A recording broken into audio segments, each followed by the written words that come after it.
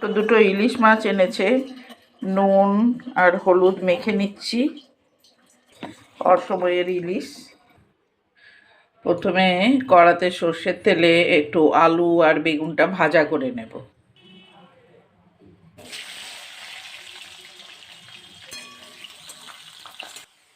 এবারে বেগুনটাও দেব। একসঙ্গে ভেজে নেব, আলু বেগুন দিয়ে ঝোল করছি তো। ভাজা হয়ে গেছে।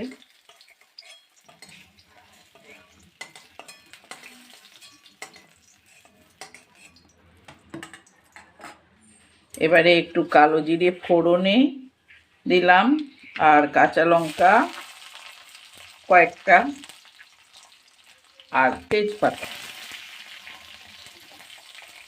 দিয়ে দেব, সামান্য হলুদ, আর দেব জল।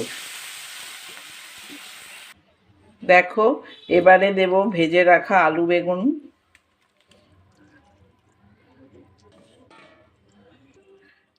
নুন দিয়ে দিলাম।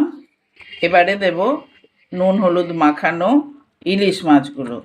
ইলিশ মাছটা আমি কিন্তু ভাজিনি, ভেজেও করতে পারো, তবে আমরা এর ক্ষেত্রে ভাজি না।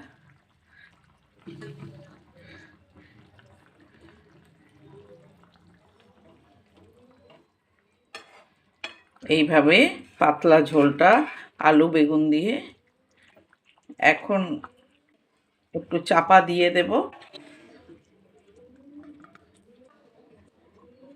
ঝোলটা ফুটছে, এইবারে আমি একটু কালো জিরে আর কাঁচা লঙ্কা বাটা দেব। এই ঝোলটা যখন ফুটবে তখন এই বাটাটা আমি দেব।